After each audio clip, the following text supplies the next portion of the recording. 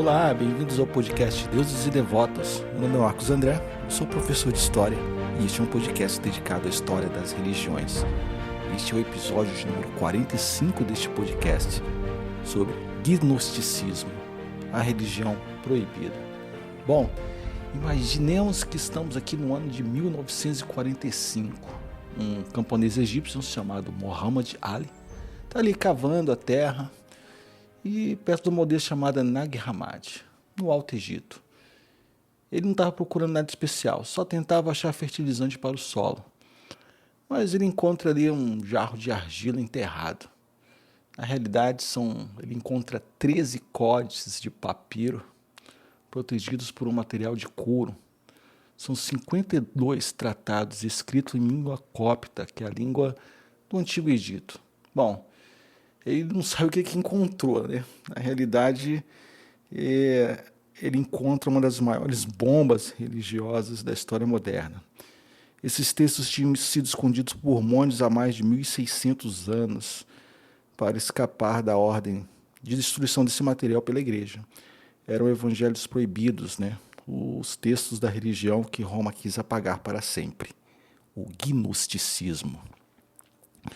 Bom, mas, na realidade, o que vem a ser isso, o gnosticismo? Essa palavra ela vem do grego gnosis e significa simplesmente conhecimento.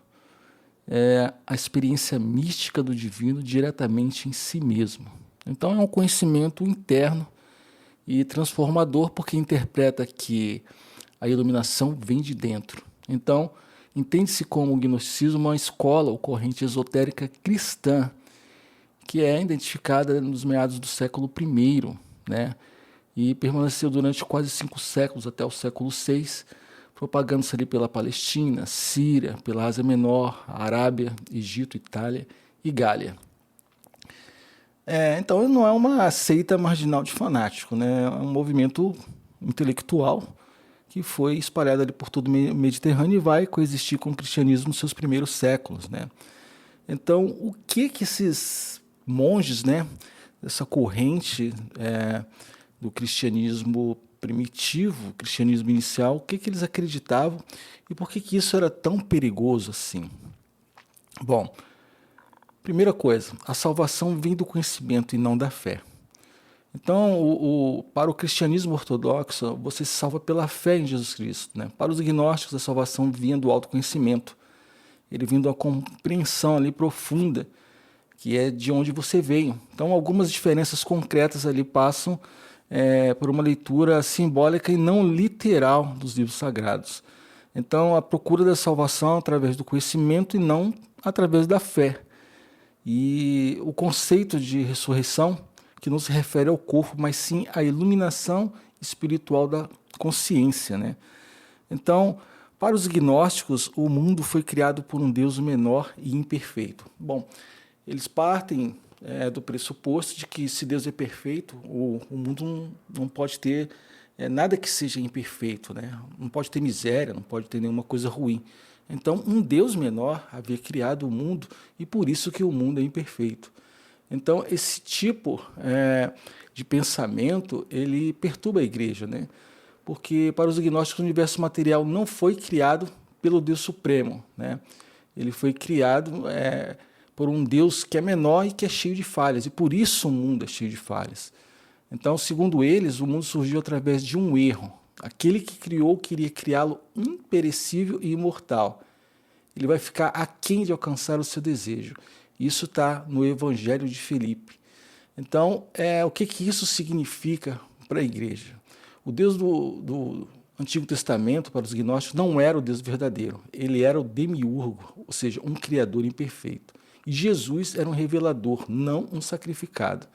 Então, para o pensamento gnóstico, Jesus não veio morrer pelos pecados da humanidade. Ele veio revelar conhecimento secreto, o caminho de volta ao Deus verdadeiro, o Deus da luz. Então, Cristo vem como um revelador que veio para ensinar o caminho da gnose, ou seja, através do autoconhecimento, a pessoa vai encontrar a chama divina que existe dentro de cada pessoa e vai retornar para Deus. Porque o mundo no qual se vive, segundo o pensamento deles, é imperfeito. E como eu falei anteriormente, como Deus é perfeito, ele não ia criar nada que seja imperfeito. Então, o papel de Jesus é totalmente diferente do que o pensamento ortodoxo, né? O cristianismo no qual conhecemos ficou preponderante. Então, isso para a igreja, lógico que vai ser perigoso. Essa visão demonstra que a estrutura de poder da religião organizada, né? Se você pode encontrar Deus dentro de você mesmo, você não vai precisar de intermediário, você não vai precisar de padre, de papa, você não vai precisar de nada disso. Então, nesse caso, para que serve a igreja? É um tipo de pensamento no qual a religião está sempre ligada ao poder, né? Poder de controlar a vida das pessoas. Então, se você se torna independente e consegue encontrar Deus dentro de você mesmo, você não vai precisar de nenhuma estrutura institucional que venha a te orientar a fazer isso, né? Então, nos séculos ali 2 e 3 depois de Cristo, o cristianismo ele era um mosaico de crenças bastante diferentes. Então, havia ali, nesse cristianismo inicial, né, dezenas de grupos e correntes de interpretações diferentes. E os gnósticos eram desses grupos, né? Eles eram influentes, eles eram eruditos e tinham uma produção intelectual, tinham escritos. Então, à medida que a igreja foi se organizando, né, através do Império Romano e centralizando o poder, essa diversidade começa a incomodar. E os gnósticos logo se tornam o inimigo número 1 da igreja. Então, os bispos da igreja começaram a escrever tratados inteiros contra os gnósticos, os chamados heresiólogos, né? O episódio número 5 do podcast aqui é sobre a história das heresias, né? E os gnósticos estão ali nesse episódio, né, sobre essa questão de heresia. Então, grandes figuras como Irineu de Lyon, né, Hipólito de Roma, Tertuliano e Epifânio de Salamina escreveram obras inteiras desmoralizando, ridicularizando e condenando o gnosticismo, né?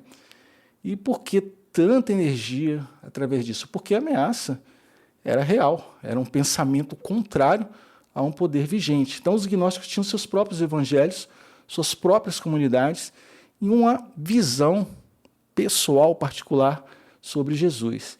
E uma delas causava um especial desconforto. Por exemplo, o papel das mulheres. O papel da mulher era ainda mais acentuado nas comunidades gnósticas do que nas demais comunidades cristãs da época. Então havia evangelhos gnósticos onde Maria Madalena era o principal discípula, mais próxima de Jesus, inclusive, do que Pedro. Então, no mundo onde a igreja estava construindo uma hierarquia masculina, é uma questão subversiva demais, né? Então, vai haver aí no século IV um golpe final. Em 325, Constantino convoca o Concílio de Nicéia e essa grande reunião vai estabelecer o que é o cristianismo oficial. E é lógico, o gnosticismo, por ser uma ameaça de pensamento, ele vai ficar de fora. Então, a partir daí, a perseguição vai se intensificar. O bispo de Alexandria ordena que todos os documentos de caráter herético sejam destruídos. Então, muitos livros foram queimados e comunidades foram dissolvidas. E esses líderes gnósticos, né, vão ser perseguidos. Então, o que a igreja está fazendo nesse caso aí? Está apagando uma religião inteira da face da terra, mas alguns monges, lógico, vão se recusar a obedecer isso. Então, em algum momento ali por volta do ano de 367 depois de Cristo, vai haver ali um grupo de monges no Alto Egito que pega esses textos sagrados, né, mais preciosos, coloca dentro desses jarros de argila e enterra ao pé de um penhasco, né, na esperança de que um dia alguém encontrasse. Então, foram 1578 anos até esses documentos serem encontrados ali pelo pastor Muhammad Ali, né, que em 1945 vai achar esses jarros, né? Bom, o que ocorre aí, né? Os códices tinham textos sobre 52 tratados, em sua maioria gnósticos, além de 3 outros textos que pertenciam ao Corpus Erectium. Entre os destaques estavam ali o Evangelho da Verdade, o Tratado sobre a Ressurreição, o Evangelho de Filipe, o Evangelho de Tomé e o Apocalipse de Pedro, né?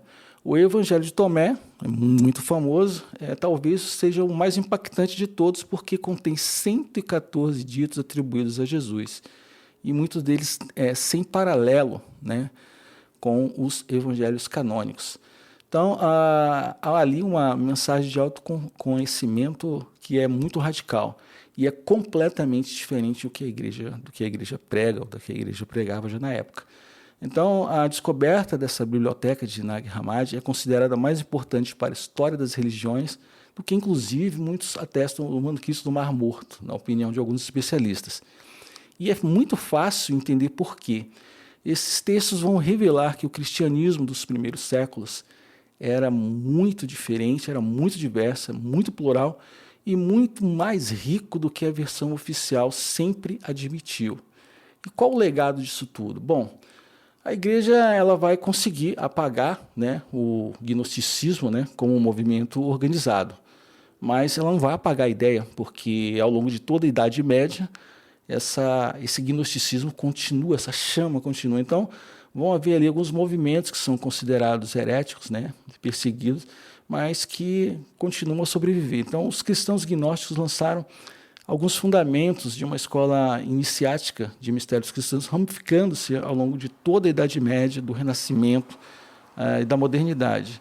Então, segundo as escolas e tradições tão diversas, né, como o maniqueísmo, o hermetismo, o catarismo, o templarismo, né, e algumas coisas, algumas influências até sobre a maçonaria. Então, na questão dos cátaros, por exemplo, que é o último grande capítulo, né, os cátaros surgem ali no sul da França, no século XIII, e é o grupo mais próximo dos gnósticos, né? E eles pagam um preço muito alto porque o Papa Inocêncio III lança uma cruzada inteira contra eles. Então, em 1209, a cidade de Béziers foi massacrada e estima-se que 20 mil pessoas foram mortas e muitas dessas pessoas nem eram cátaras, né? Há uma influência também na psicologia de Carl Jung, né? A psicologia gnóstica, né?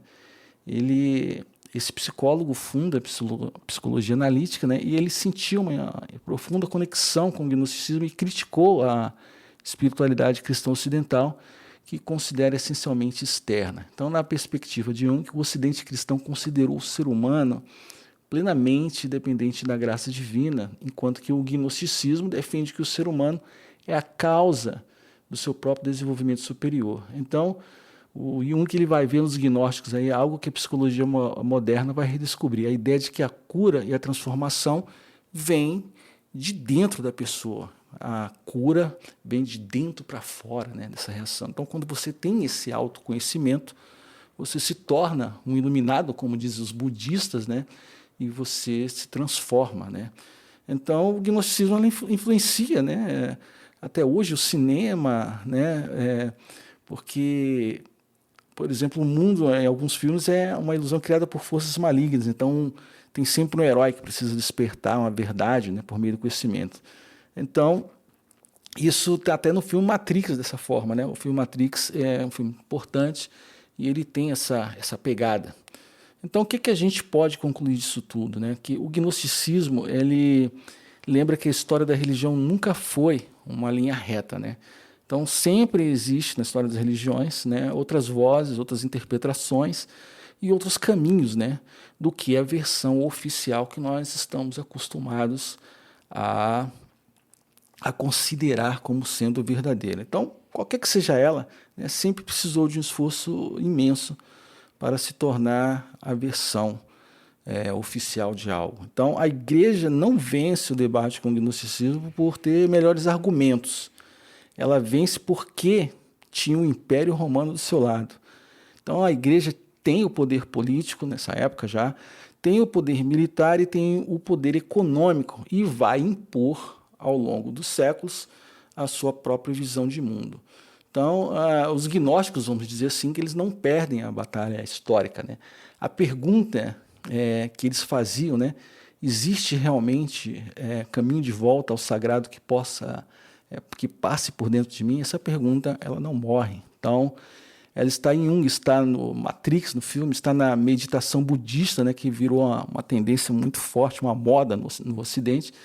E está até no movimento musical New Age, né? Então, em cada pessoa, algum momento, a pessoa sente que a espiritualidade verdadeira precisa ser vivida e não apenas seguida. Então, Os monges que enterraram os jarros lá no Egito, né, eles não sabiam que estavam, de certa forma, mudando a história das religiões, né, porque fica um grande relato, né, é um documento oficial de um pensamento que poderia ter sido perdido, né, porque na história, a história se faz com documentos, com fontes, né, e se não fosse esse achado, nós não teríamos esse conhecimento. Bom, esse foi esse episódio de hoje, né? Eu espero que vocês tenham gostado desse conteúdo, que esse conteúdo faça com que você venha pensar.